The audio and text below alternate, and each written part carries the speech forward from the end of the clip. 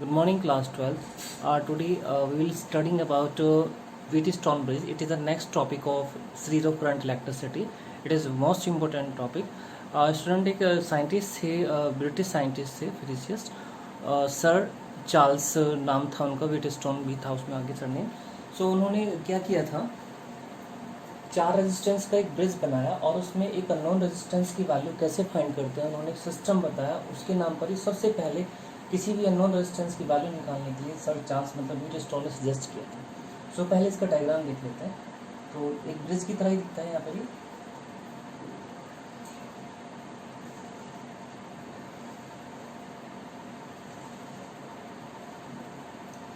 यहाँ पर ये एक रेजिस्टेंस ले लीजिएगा, एक रेजिस्टेंस यहाँ पर, ये देखिए इस टाइप से उन्होंने चार रेजिस्टेंस का एक अरेंजमेंट किया था। इस पॉइंट को लिखिएगा यहाँ पर A, and this is point B, this is point C and this is point B, right. तो इसमें क्या करना है आपको, ये पी क्यू आर एस, इसमें ये तीन रेजिस्टेंस आपको गिवन होंगे। एक अननोन रेजिस्टेंस कोई भी आपको दिया जाएगा, सपोज ये अननोन रेजिस्टेंस है, इसकी वैल्यू आपको निकालनी है। ये एक वेरिएबल रजिस्टर होगा, ये स्टैंडर्ड आर्म होंगे, ये रेजिस्टेंस आपको गिवन होंगे। तो इसमें इस टाइप का पैरेललोग्राम का एक ऐसा अरेंजमेंट होगा जिसमें चार रजिस्टर आपको ऐसे कनेक्ट करने हैं। और इसमें इस डायग्राम के साथ आपको, इस डायग्राम के साथ बैटरी या सेल कनेक्ट करना है। इसके साथ एक 1 वे की लगा देनी है, 1 वे की, and one circuit is completed. And student, ये वाला जो डायग्राम है इसके साथ आप गैलोमीटर का कुछ ना कुछ रेजिस्टेंस होगा, उसको हम मान लेते हैं RG, गैलोमीटर, जो इस डायग्राम के साथ कनेक्ट करना है। सो बिल्कुल ये उन्होंने इसको ब्रिज की तरह एक नाम दिया, मतलब व्हीटस्टोन ने नाम पर व्हीटस्टोन ब्रिज। इसमें हम एक अननोन रेजिस्टेंस की वैल्यू एक्यूरेटली फाइंड कर सकते हैं। तो पहले डेफिनेशन कंफर्म कर लो। It is an arrangement of a 4 resistance 1 2 3 4 which is used to determine unknown resistance quickly and accurately in terms of the 3 remaining resistance. This is Wheatstone bridge, right? तो यहाँ पर 4 रजिस्टर का arrangement होगा। तब उन्होंने क्या किया, कैसे इसको फाइंड किया। एक्चुअली क्या हुआ कि यहाँ से एक बैटरी है, इसने एक ये मतलब करंट यहाँ से फ्लो किया, ये करंट यहाँ से गया आई। तो जब यहाँ से एक वेरिएबल करंट दे रहे थे, एक करंट कांस्टेंट करंट आ रहा था, तो उन्होंने क्या किया, इस रेजिस्टेंस R की वैल्यू को चेंज करना स्टार्ट किया, वैल्यू करना स्टार्ट किया। जैसे जैसे R की वैल्यू को वो चेंज करते रहे, एक कंडीशन ऐसी आ गई, ये जो पॉइंट आपको दिख रहा है C और point D across the galvanometer, point C और पॉइंट D का पोटेंशियल सेम हो गया, इसका पोटेंशियल इसके इक्वल हो जाता है। जब इन दोनों का पोटेंशियल सेम हो गया तो इन दोनों का पोटेंशियल डिफरेंस 0 हो गया। जब across the galvanometer potential difference 0 हो गया तो इस ब्रांच में कोई करंट फ्लो नहीं होगा, there will be no current flow through the galvanometer, मतलब IG बिकम्स 0। पॉइंट पे ध्यान दीजिए। अब when the potential difference across the galvanometer, potential difference across the galvanometer becomes 0, so there will be no deflection in the galvanometer. After that उन्होंने observe किया, bridge ने क्या observe किया कि ये जो P और Q है, P अपॉन Q, इन दोनों रेजिस्टेंस का रेशियो R अपॉन S के इक्वल पाया गया। पॉइंट पे ध्यान दें, जैसे जैसे वो R की वैल्यू को वैरी कर रहे थे, V और C और D का पोटेंशियल आपस में इक्वल हो गया, potential difference across the galvanometer becomes 0, there will be no deflection source in the galvanometer, then P upon Q is equal to R upon S। This is a Wheatstone bridge. So उन्होंने कहा कि bridge is balanced है। सो bridge इस condition को बोलता है, bridge is balanced. इस condition को आप क्या नाम देंगे कि यहाँ से ब्रिज बैलेंस्ड हो गया, right student. P upon Q equal to R upon S। इस कंसेप्ट को आप अच्छे से यहाँ से नोट कर लीजिएगा, बहुत बढ़िया कंसेप्ट है ये। अब नेक्स्ट बच्चों हम इसकी ड्राइव करेंगे by using Kirchhoff's law. Kirchhoff's law को यूज़ करके आप इसकी बैलेंस कंडीशन को कैसे प्रूव कर सकते हैं। So let's see. So next heading आप डालेंगे, जिसके नोट्स स्टूडेंट साथ साथ बनाते रहिएगा। Derivation of balance condition of bridge by using Kirchhoff's law. चलिए देख लेते हैं पहले किरचॉफ फर्स्ट लॉ, जो मैंने लास्ट टाइम पे आपको समझाया था। किरचॉफ फर्स्ट लॉ कैसे स्टार्ट करना है। शायद इतना पोर्शन आपको नहीं दिख रहा हुआ है, मैं ऑब्जर्व कर रहा हूँ, लेकिन मैं फिर इसको टच नहीं कर सकता। चलिए देखते हैं, पहले किरचॉफ फर्स्ट लॉ लगाते हैं, फिर इसका प्रूव करते हैं। एंड देन स्टूडेंट यहाँ से एक आई करंट आया, ये करंट आया। जैसे ही करंट इस पॉइंट ए पर पहुँचता है तो यहाँ पर दो ब्रांच है, ये इनकमिंग करंट है। सपोज इस ब्रांच में हमने मान लिया I1 करंट चला गया इस ब्रांच में, तो इस ब्रांच पर कितना करंट होगा, I minus I1। Suppose 10 ampere आ रहा है, 6 इधर गया तो 4 इधर चला गया, राइट। अब I माइनस I1 करंट यहाँ पर पॉइंट सी पर जाता है, it's point C.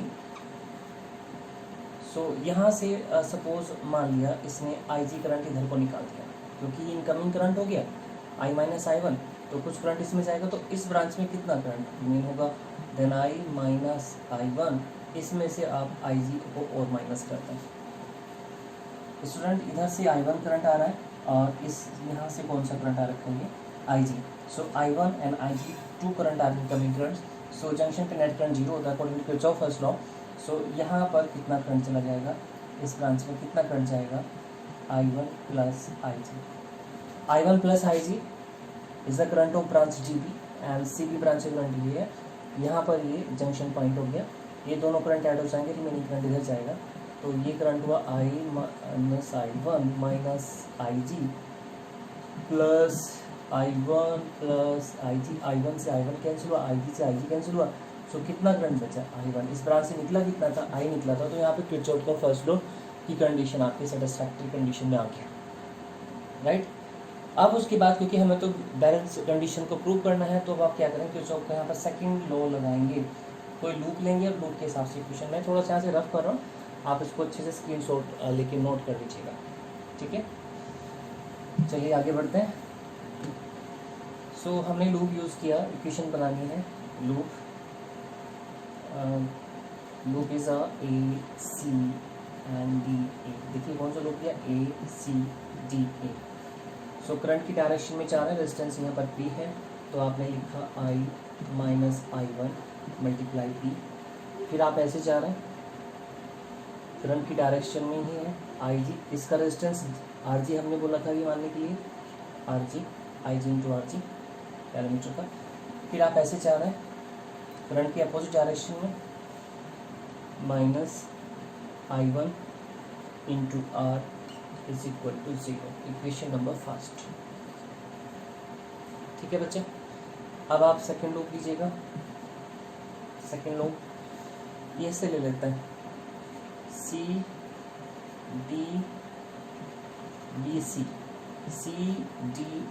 CDBC, right. सो यहाँ से ये हो जाएगा आपका करंट की डायरेक्शन में RG मल्टीप्लाई IG, फिर यहाँ से ऐसे गए plus I1 plus IG into S, okay. And then यहाँ अपोजिट डायरेक्शन में जा रहे हैं, so minus I minus I1 minus IG into Q is equal to 0, equation number 2, ठीक है। अब क्या करते हैं आप, ये दोनों इक्वेशन बनाने के बाद, when the bridge is balanced, आगे स्टेटमेंट लिखिएगा, when the bridge is balanced then there will be no current flow through the galvanometer। गैल्वेमीटर में कोई करंट फ्लो नहीं होगा, तो उस कंडीशन में IG की वैल्यू 0 हो जाएगी, IG becomes 0 and the potential drop across the galvanometer is 0 है, then IG 0 हो जाएगा। सो इन दोनों इक्वेशन में आपको जहाँ जहाँ पर भी IG दिख रहा है उन सबको 0 कर लीजिएगा।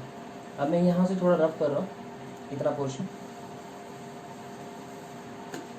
यहाँ पर पहली इक्वेशन में लिया I minus I1 into P plus this value becomes 0 and minus I1R, उसको मैं उधर लिख रहा हूँ पहले, is equal to I1R, equation number third.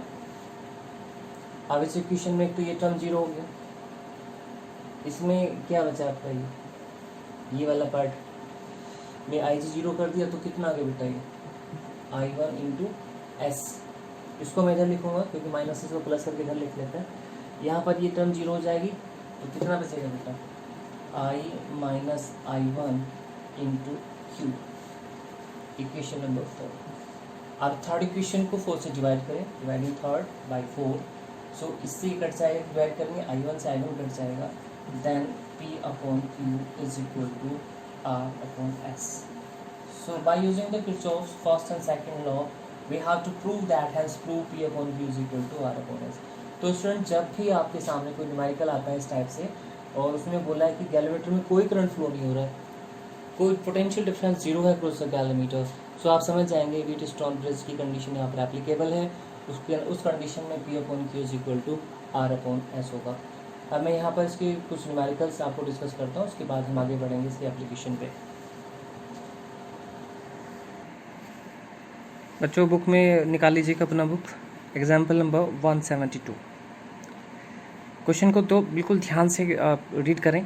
Find the magnitude of resistance X in the circuit when no current flow through the 5 ohm. देखिए 5 register है, इसमें कोई करंट फ्लो नहीं हो रहा, इसका मतलब ये हुआ कि ये बैलेंस कंडीशन है। So x upon 18 is equal to 2 upon 6। देखिएगा x upon 18 is equal to 2/6, तो यहाँ पर x की वैल्यू आपको निकालनी थी। उसके बाद एक बड़ा इंपॉर्टेंट क्वेश्चन है इसका 175। इस क्वेश्चन में कहा हुआ है कि देखिए ये पॉइंट पकड़ लिया, इसमें गैलोमीटर में कोई डिफ्लेक्शन नहीं आ रहा, गैलोमीटर में does not show any deflection, बस यहीं से व्हीटस्टोन ब्रिज की कंडीशन होगी। ये क्वेश्चन 2013 में बोर्ड में आया हुआ था। सो देखिए 4R1 और ये 60, इसमें कोई करंट फ्लो नहीं हो रहा, सो इसका means 4 upon R1 is equal to 6 upon 9 आप लिखेंगे। सो देखिए बिल्कुल ये आंसर आ गया 4 अपॉन R1 6 अपॉन 9, यहाँ से R1 निकाल लिया।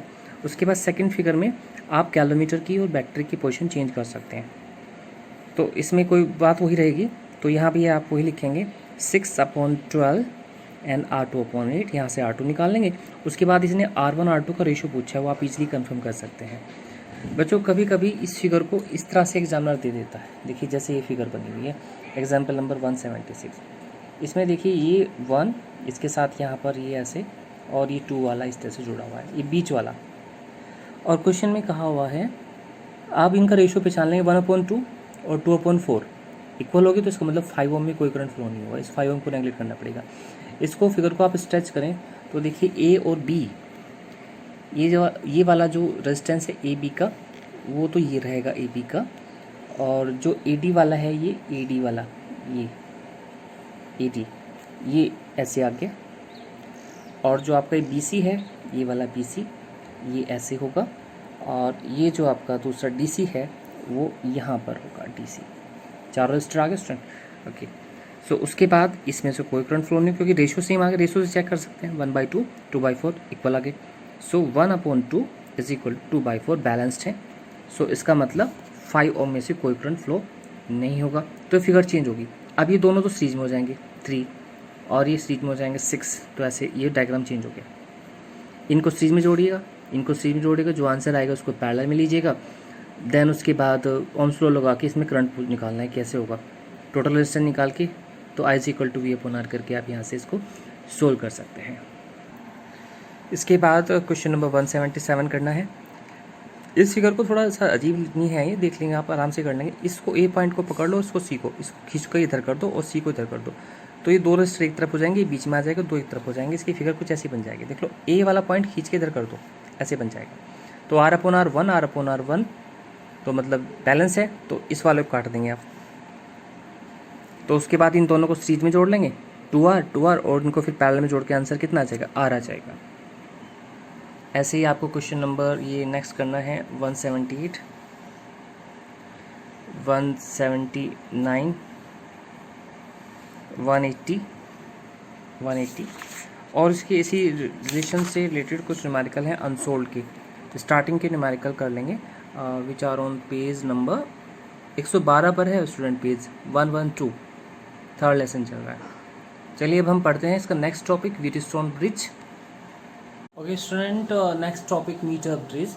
ये जो आपने व्हीटस्टोन ब्रिज पढ़ा है, ये इसकी एक सिंपल प्रैक्टिकल एप्लीकेशन है, और उसके अकॉर्डिंग फिर आप इसमें एक अननोन रेजिस्टेंस की वैल्यू एक्यूरेटली फाइंड कर सकते हैं। तो पहले आप इसकी डेफिनेशन लिख लीजिएगा। मीटर ब्रिज की डेफिनेशन क्या है? Meter bridge It is the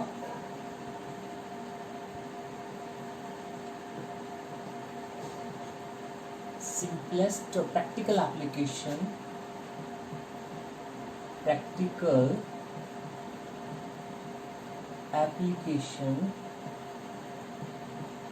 of the Wheatstone bridge which is used to determine the known resistance which is used to determine unknown resistance accurately. Simplest practical application है meter bridge का। ये आप lab में भी इसका practical करेंगे जब time मिलेगा आपको, जब कोरोना से मुक्ति होगी, जब आप स्कूल में आएंगे, जब हम इसको रिवाइज करेंगे तब इसका प्रैक्टिकल भी आपको बताएंगे कैसे अननोन डिस्टेंस इसका आप निकालते हैं। उसके बाद ये तो इसको हम बेटा स्लाइड वायर ब्रिज भी कहते हैं, स्लाइड वायर ब्रिज भी आप इसको बोलते हैं, ठीक है। एंड देन अब इसका प्रिंसिपल क्या है? प्रिंसिपल वही है, it is based on the principle of Wheatstone bridge. Principle, it is based on the Wheatstone bridge. It is based on the principle of Wheatstone bridge. अब Wheatstone bridge की situation आपके mind में होनी चाहिए कि sir when bridge is balance then P upon Q is equal to sir R upon S होता है, ये पता होना चाहिए। When bridge is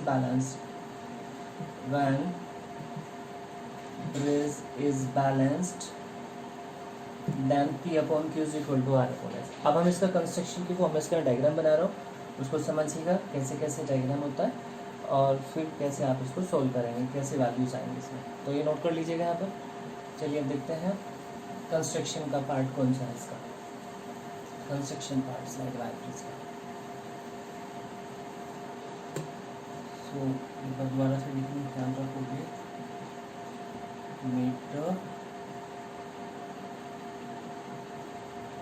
bridge. चलिए देखते हैं इसमें क्या होता है। जब आप देखेंगे तो आपके लैब में एक ऐसा 1 मीटर लॉन्ग एक वुडन का ऐसे प्लैंक सा होगा, पूरा लंबा चौड़ा 1 मीटर से भी थोड़ा सा ज़्यादा होता है क्योंकि सारा अरेंजमेंट इसके ऊपर ही आ जाता है। 1 मीटर बीच में लेना होता है, ठीक है। हाँ, इसमें स्टूडेंट एक एल शेप का कॉपर की स्ट्रिप लगी होती है, एल शेप की कॉपर की स्ट्रिप। थोड़ा और बड़ा कर लीजिए इसको। ये एल शेप का कॉपर का स्ट्रिप होता है इसका लगा हुआ।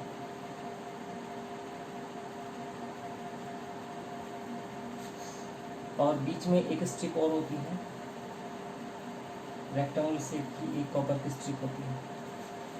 और इसके दूसरे साइड में इधर भी एक कॉपर का ऐसे ही स्ट्रिप बना होता है जैसे मैंने इधर बनाया।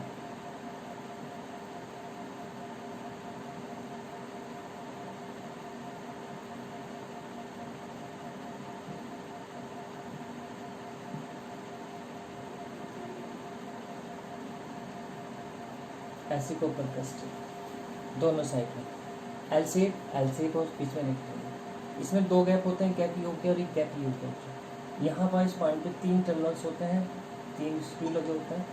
यहाँ पर एक स्क्रू ये हो गया और एक ये। यहाँ पर बिल्कुल इस पॉइंट से इस पॉइंट तक एक पूरा 1 मीटर लॉन्ग वायर ऐसे बिल्कुल टाइटली बंधा हुआ होता है, 1 मीटर लॉन्ग। और इसके नीचे जस्ट एक स्केल होता है, मैं स्केल यहाँ पर बना रहा हूँ, एक स्केल होता है, स्केल पूरा 1 मीटर लॉन्ग ऐसे।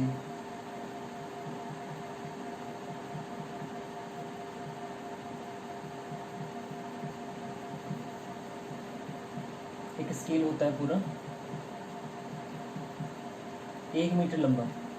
इस वायर की जो लेंथ है वो पूरा 1 ही मीटर है, उसके ऊपर ये वायर बिल्कुल टाइटली बंधा हुआ होता है, ये स्केल हो गया।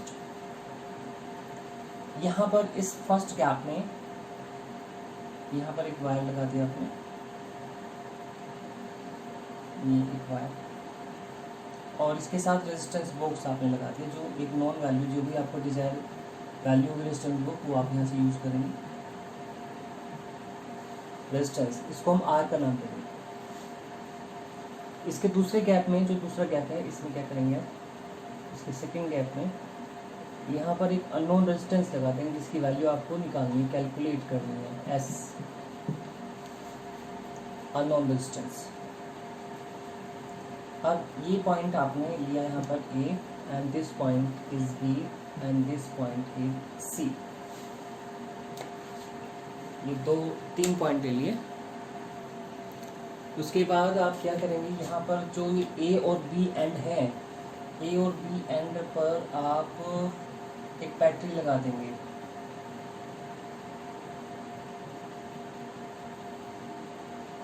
एक बैटरी या सेल कुछ भी आप लगा देंगे। इसके साथ 1 वे की एडजस्ट कर देंगे।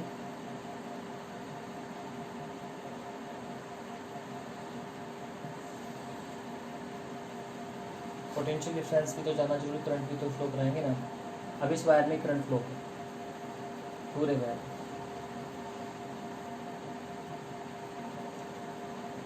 उसके बाद स्टूडेंट ये वाला जो बीच का गैप बना, ये वाला गैप है, इसके साथ एक गैलोमीटर लगाएंगे आप और जोकी लगाएंगे, जोकी। तो यहाँ पर ये गैलोमीटर लगा दिया आपने। ये थोड़ा सा ज़्यादा कंजस्टेड हो गया, मैंने बना दिया सारा। अब मैं इसको रफ कर रहा हूँ स्केल को बीच में से, पहले बना लीजिएगा, मैं रफ कर रहा हूँ, थोड़ा सा कंजस्टेड सा हो रखा है इसलिए मैं स्केल को हटा रहा हूँ यहाँ से, ज़्यादा कंजस्टेड हो गया।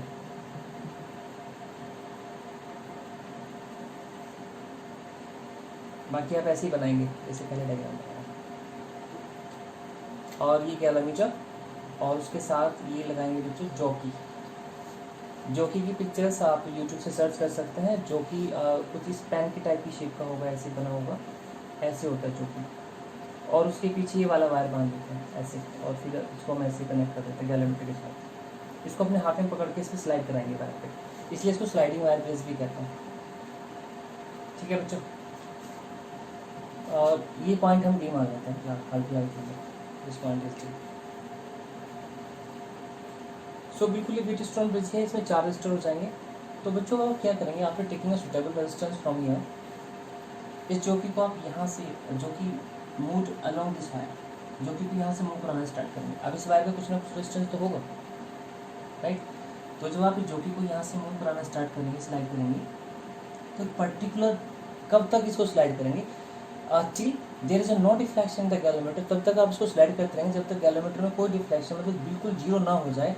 तो मान लिया वो लेंथ एल है, एल लेंथ पर जब आपने इसको यहाँ से यहाँ तक स्लाइड किया तो इसका डिफ्लेक्शन 0 हो गया गैलोमीटर का। अब इस लेंथ का ये जो पार्ट है एडी, इस लेंथ का कुछ ना कुछ रेजिस्टेंस तो होगा, आर मान लिया। रिमेनिंग लेंथ क्योंकि पूरी 100 सेंटीमीटर थी, रिमेनिंग लेंथ कितना बचा, 100 माइनस है, इस लेंथ का भी रेजिस्टेंस मान लिया। अब मैं यहाँ पर बीट स्ट्रॉन्ग ब्रिज का छोटा सा डायग्राम बना रहा हूँ, और पोज करके बना रहा हूँ, फिर बताते हैं। देखिए बच्चों, point A, point C, point B and this point D. आपने जॉकी को यहाँ से यहाँ स्लाइड, इस पॉइंट से स्लाइड करना स्टार्ट किया और ऐसे ऐसे चलते रहे। जैसे ही एक पर्टिकुलर पॉइंट डी आया, मतलब इस पॉइंट सी, देखिए पॉइंट सी है, पॉइंट सी का पोटेंशियल और पॉइंट डी का पोटेंशियल, इस पॉइंट का और इस पॉइंट का पोटेंशियल, जैसे ही यहाँ पर इनका डिफरेंस 0 हो जाता है तो गैलोमीटर में कोई डिफ्लेक्शन नहीं होगा, मतलब इसका करंट 0 हो जाएगा। उस कंडीशन में इन दोनों रेजिस्टेंस का रेशो और इन दोनों रेजिस्टेंस का रेशो आपस में इक्वल हो जाएगा। अब देखिए पूरा बीट स्ट्रॉन्ग पर बेस्ड है, मैं वैल्यू बता रहा हूँ। देखिए यहाँ पर ए टू सी, देखें आप ये वाला रजिस्टर ए टू सी, ये आ गया R, A and C branch. उसके बाद देखिए ए और डी, ये आ गया ए डी, जिसमें रेजिस्टेंस हमने ये पी लिया हुआ है, पी।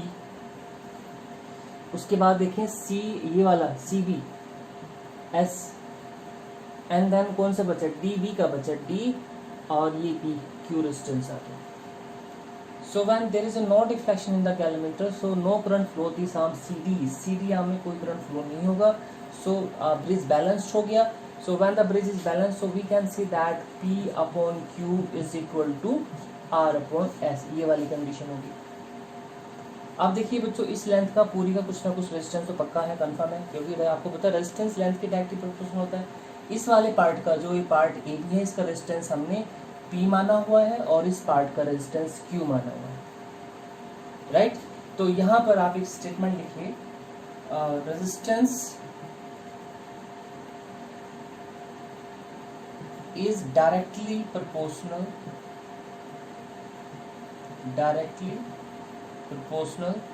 किसके होता है, लेंथ की डायरेक्टली प्रोपोर्शनल. सो यहाँ पर अगर मैं लिखूँ statement R directly proportional to L, तो आप कहेंगे सर बिल्कुल बात सही है, रेजिस्टेंस की बात करेंगे. तो इसी टाइप से जो पी है, तो इस पी को हम क्या लिख सकते हैं, आप कहेंगे sir P directly proportional to L. इसी टाइप से क्यू को क्या लिखेंगे, क्यू डायरेक्टली प्रोपोर्शनल, लेंथ कितना है इधर का 100 माइनस एल. ठीक है, अब मैं थोड़ा सा ऊपर से रख रहा हूँ यहाँ से. तो देखिए आपने लिखा P directly proportional to L, यहाँ पर सिग्मा इंटू एल लिख लिया, और Q के लिए लिखा आपने सिग्मा मल्टीप्लाई 100 माइनस एल. ये जो सिग्मा वर्ड मैंने यूज़ किया, आप यहाँ पे और भी वर्ड ले सकते हैं, इसे बोलेंगे आप resistance per unit length, resistance per unit length. So अब देखिए आपको P की वैल्यू L की टर्म में पता लग गया, Q की वैल्यू की L की टर्म में पता लग गया. अब आप इन दोनों वैल्यू को यहाँ पर रखते हैं, P और Q की जगह पे. तो अभी देखिए जो हमने लिखा था कि ब्रिज इज बैलेंस है, so that is a P upon Q is equal to R upon S. तो P की जगह आप क्या लिखेंगे, यहाँ पर आप कहेंगे सर ये लिख दिया हमने सिग्मा L, और ये लिखा sir 100 minus L is equal to R upon S. Sigma से सिग्मा कैंसिल हो गया. सो यहाँ से आपको S निकालना था, तो S is equal to 100 minus L, S निकालना है तो 100 माइनस L, और नीचे आ गया L, और मल्टीप्लाई में ऊपर आ गया R. तो ये हो गया अननोन रेजिस्टेंस निकालने का फॉर्मूला. सो बहुत बड़े एप्लीकेशन है, तो याद रखें metre bridge is a practical application of Wheatstone bridge. It is used to determine the unknown resistance of the wire. So आप सिंपली इस डायग्राम को माइंड में बना लीजिए, मैंने बनाया था जो अभी रफ हो चुका है. तो यहाँ पर resistance directly proportional to length, तो P is equal to sigma L and Q is equal to sigma into 100 minus L. So put all this value, तो यहाँ पर इनको डिवाइड कीजिएगा, सिग्मा सिग्मा कैंसिल हुआ, P की वैल्यू यहाँ पे रखिएगा. So we got the result S is equal to 100 minus L upon L into R. So it is the value of unknown resistance. Student the next इसके example discuss कर लेते हैं. Example number 184. यहाँ पर देखिए एक मीटर ब्रिज का condition दिया, यहाँ 5 ओम का रेजिस्टेंस लगा हुआ है, और यहाँ पर पहले ये S ओम अननोन रेजिस्टेंस है. S की वैल्यू यहाँ पर कुछ नहीं है अभी आपके पास. तो उसने कहा बैलेंसिंग लेंथ L1 हो जाती है, तो रिमेनिंग 100 माइनस L1 बचता है. यहाँ पर ये कैलोमीटर लगा हुआ है, तो आपने क्या फॉर्मूला लगाया, S upon 5 is equal to L1 upon 100 minus L लगा दिया. इक्वेशन नंबर फर्स्ट आ गया. ओके. उसके बाद इस क्वेश्चन में कहा हुआ है कि अगर आप इस S के साथ, देखिए जो ये वाला S है, इसके साथ एक और रेजिस्टेंस लगा दें सेम मैग्नीट्यूड का, मतलब S का ही लगा दें इसके पैरेलल में, इसको शंट बोलते हैं. शंट करना, शंट मतलब पैरेलल ही होता है. तो जो रिजल्टेंट रेजिस्टेंस है वो कितना हो जाएगा, S/2 हो जाना है. तो इसने कहा इसकी बैलेंसिंग लेंथ इंक्रीज हो गया, 1.5 गुना हो गया, 1.5 टाइम्स हो गया, 1.5 times of L1 new length, balancing length. तो अब क्या कंडीशन लगेगा, ये देखिए 5 तो एज इट इज़ है, इन दोनों का रिजल्टेंट कितना हो गया, S/2 हो गया. तो यहाँ पर 5 upon S/2 is equal to 1.5 times of L1 upon 100 minus 1.5 times of L1. Right. अब इन दोनों इक्वेशन को सॉल्व करके आप इजीली यहाँ से L1 की वैल्यू और S की वैल्यू कैलकुलेट कर सकते हैं. आगे मैथ्स का पार्ट हो गया, ये बहुत अच्छे क्वेश्चन हैं जो आपको सोल्व करने हैं. देन स्टूडेंट यहाँ पर आपको मैं कुछ एग्जांपल्स दिखा रहा हूँ. जैसे एग्जांपल नंबर 185 दिया हुआ है यहाँ पर. इसने कहा है कि देखिए एक रजिस्टर है R है यहाँ पर, और ये एस लगा हुआ है। बैलेंसिंग लेंथ इसका पहले 40 आया और रिमेनिंग बचा 60, तो आर अपॉन एस 40/60, मैं बुक में दिखा दे रहा हूँ आपको, ये लिखा हुआ है आर अपॉन एस 40/60 2/3। उसके बाद इसने कहा है कि इस एस के साथ 12 ओम का रेजिस्टेंस शंट कर दीजिए, पैरेलल जोड़ दिए। अब इन दोनों का रिजल्टेंट जो आएगा तो आर अपॉन इन दोनों का रिजल्टेंट, ये बैलेंसिंग लेंथ 10 शिफ्ट हो गया टुवर्ड्स बी, तो 50/50 हो जाएगा। यहाँ से आपने इसको सोल्व किया, आर अपॉन एस ये 2/3 मतलब एस 6 आ गया, सो आर 4 ओम। ये क्वेश्चन भी काफ़ी इंटरेस्टिंग क्वेश्चन है, बढ़िया क्वेश्चन है। 186 इसने कहा कि आर 2 ओम है और इधर ये एक्स लगा हुआ है, known resistance balancing length L आ गया, remaining 100 minus L. So then first case R upon X is equal to L upon 100 minus L. In the second case इसने कहा if you replace R and X, इनको replace कर देते हैं, so X upon R is equal to, तो इसने कहा balancing length 20 increase हो गया टुवर्ड्स बी, सो यहाँ पर आप लिखेंगे x upon R L plus 20 100 minus L plus 20, so it's a result. After multiplying these two equations, we got the result of x and L. So x और L की value आप यहाँ से easily confirm कर सकते हैं। 187 question ये काफ़ी अच्छा है। इसने कहा हुआ है कि यहाँ पर दो रेजिस्टेंस हैं x और y, और यहाँ पर इनकी बैलेंसिंग लेंथ ये 60 पे आ रखी, रिमेनिंग 40 बचती है, तो x अपॉन वाई 60/40 ये करके आ गया। सेकेंड कंडीशन में कहा है if we connect 15 ohm resistance with y in series, 15 ohm series में जोड़ दिया तो बैलेंसिंग लेंथ 10 सेंटीमीटर शिफ्ट होगी towards C point, so y x is equal x upon y plus 15 50/50। इन दोनों इक्वेशन की मल्टीप्लाई कीजिएगा, देन यहाँ से एक्स और वाई दोनों की वैल्यू निकल जाएंगी। उसके बाद देखिए एक्स आपको पता लग गया कितना हो गया, एक्स हो गया 45 और वाई हो गया आपका वाई हो गया 45 हो गया, सॉरी एक्स 45 हो गया, वाई 30 हो गया। इसके बाद एक और कंडीशन दिया क्वेश्चन में कि अब ये दोनों वैल्यू पता करने के बाद दोबारा से 30 ओम का रजिस्टर इसके साथ जो y निकल चुका है पैरेलल में जोड़ दो, तो अब बैलेंसिंग लेंथ क्या होगी वो निकालनी है आपको। L यहाँ पर 75 आ जाना है। ओके, अभी मैं इसके एक दो क्वेश्चन NCERT और दिखा रहा हूँ, उनको भी आप इसमें कर लीजिएगा। बच्चों इसका एक और क्वेश्चन है 188, मोस्ट इम्पोर्टेंट क्वेश्चन है। बस ये सिंपल टर्म में है, x जोड़ रखा है, यहाँ पे r है, तो पहले सिंपल कंडीशन और फिर आर के टर्म में निकाल लीजिएगा। ये काफ़ी बढ़िया क्वेश्चन है, इसमें एक्स की वैल्यू पूछा है, इसको जरूर सोल्व करें। और इसके अनसोल्व के क्वेश्चंस 18 तक हैं, सारे क्वेश्चन होने चाहिए। कुछ तो मीटर ब्रिज पर हैं इसके और कुछ इसके वीटस्टोन ब्रिज पर हैं, सभी क्वेश्चन आप सोल्व करेंगे, ठीक है। एक तो इसका क्वेश्चन है आपका 9 NCERT क्वेश्चन है, ये आपका किरचॉफ्स लॉ पे है। और एक क्वेश्चन है इसका मीटर ब्रिज पर, क्वेश्चन नंबर 10, इसको सोल्व करें आप, बस ये कर लीजिएगा, देन सभी चीज़ें रिजॉल्व हो जाएंगी आपकी। कुछ और क्वेश्चन सर्च कर लीजिएगा यहाँ पर जो भी आपको दिखते हैं, ठीक है स्टूडेंट। ये सब न्यूमेरिकल करके नोटबुक में सब नोट करें, इनके नोट्स बनाएं, जैसे पढ़ाया जा रहा है यहीं से नोट्स बनाइएगा, ठीक है बच्चों।